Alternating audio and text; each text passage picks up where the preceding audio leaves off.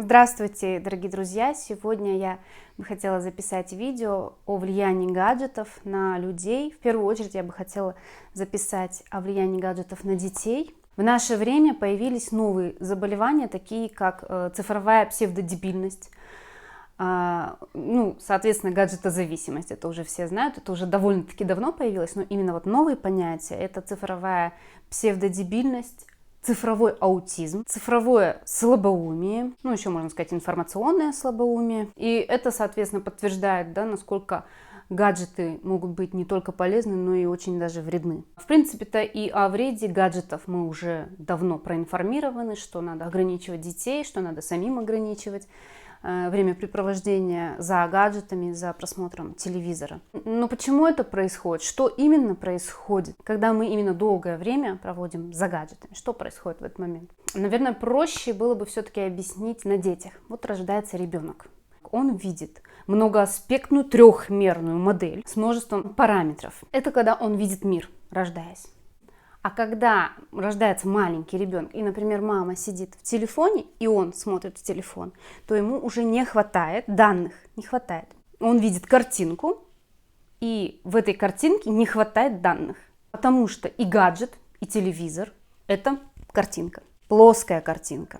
И нейроны мозга не образуют необходимых связей для моделирования реальности, для адекватного развития мозга необходима реальность, то есть это трехмерная модель, плюс тактильный контакт. То есть все то, что было в, скажем так, избытке, когда вообще не было гаджетов и телевизора, родители меньше времени проводили в виртуальной реальности, соответственно, больше времени уделяли детям. Просто как минимум даже от скуки. И почему я именно говорю о детях? Потому что именно на них, по большому счету, и влияет все это. На взрослых это немножко все по-другому влияет. Я потом еще, скорее всего, другое видео запишу, потому что это видео и так будет довольно-таки длинным.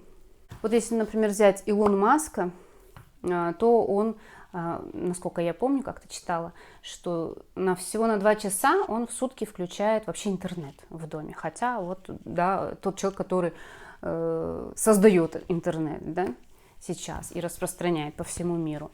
Но тем не менее человек понимает четко влияние на детей и на людей в целом. Влияние гаджетов, что оно пагубное влияние. Да, это и развитие, оно дает нам много возможностей. То есть те манипуляции, которые мы проводили раньше часами, сейчас можно делать за секунды с помощью гаджетов. То есть оно и упрощает нашу жизнь. И избавиться от них полностью сейчас невозможно, во-первых, и это усложнит нам действительно жизнь. Оно облегчает во многом нам жизнь. И поэтому проводятся разного рода социальные исследования, и нормы есть уже определенные, которые не стоит нарушать. И времяпрепровождение для детей есть нормы, есть временные рамки для детей определенного возраста. И я об этом тоже скажу чуть позже. А сейчас я бы хотела еще рассказать о цифровом аутизме. Цифровой аутизм до недавнего времени диагностировали как классический аутизм, просто аутизм. Аутизм вообще, он очень много видов аутизма на самом деле. Но именно цифровой аутизм, его только недавно начали диагностировать.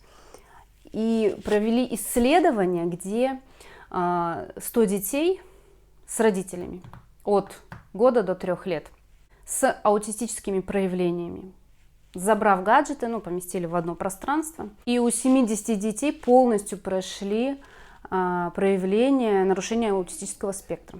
То есть полностью, Это уже конкретный показатель на самом деле. Также проводили исследования в виде опроса родителей, чьи дети имеют ментальные особенности, и выяснилось, что дети до 2-3 лет смотрят гаджеты от 4-5 часов в день и больше, 90% детей. Что еще происходит с детьми в тот момент, когда они вовлечены в процесс просмотра телевизора, либо игры на телефоне, вовлечены в гаджет? Утрачивается способность концентрации внимания, потому что, чтобы ребенок начал концентрировать внимание свое, там, допустим, в год с ним можно заниматься 5 минут.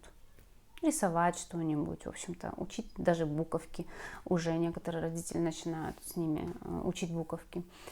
В 2 года это 15 минут, в 3 года там, 20 минут и так далее. Чтобы ребенок концентрировал свое внимание в гаджеты, ничего делать не надо.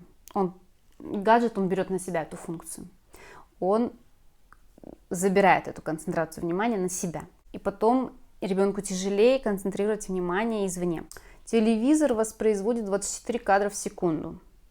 В тот момент, когда ребенок смотрит гаджеты, в принципе, и взрослый, вырабатывается гормон торможения. Потому что это очень большой объем информации, который поступает максимально быстро. И мозг выделяет гормон торможения, чтобы адекватно воспринимать, грубо говоря, адекватно воспринимать эту информацию. Вот. И когда ребенок, у которого формируется только мозг, он много проводит времени в гаджетах, это начинает... У него же развивается этот мозг, это мы взрослые, у нас уже мозг развитый. И, грубо говоря, там больших изменений прям уж и нет от просмотра гаджетов. А у детей он только развивается, и этот гормон, он как необходимость воспринимается. То есть момент выделения этого гормона, он в процессе развития происходит. И получается так, что это как необходимое какое-то вещество выделяется, и это входит в привычку. То есть у ребенка потом, как по привычке, этот гормон выделяется. То есть ребенок может по факту тормозить начать в жизни.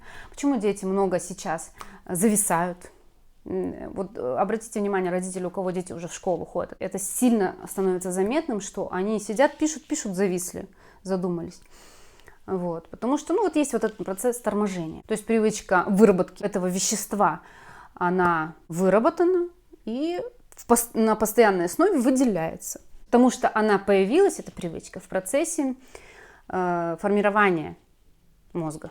Почему и есть ограничения определенные по возрастным категориям именно. Потому что до 2 лет у нас очень активно, например, мозг развивается. И вообще многие ученые рекомендуют до 2 лет вообще не давать детям гаджеты и не включать.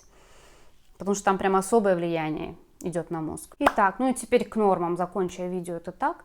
Нормы, которые уже рекомендуют ученые, которым стоит следовать на данный момент. Нормы времени, которые могут дети проводить перед телевизором или при просмотре гаджетов. Это в общем, я скажу, и гаджеты плюс телевизор, не отдельно, все вместе. До 3 лет это время до часу в день. От 3 до 5 лет это до 1,5 часа в день, не больше. И от 5 лет до 11 это до 3 часов в день. Почему до 11? Полностью формируется мозг до 11 лет. В 11 лет он уже полностью сформирован, и там уже будут нормы, как для взрослого человека. На этом я видео это закончу, чтобы оно не было чересчур длинным, потому что я обращаю внимание, что если очень длинные видео, то там падает статистика, в общем, история, не буду рассказывать, вдаваться в подробности.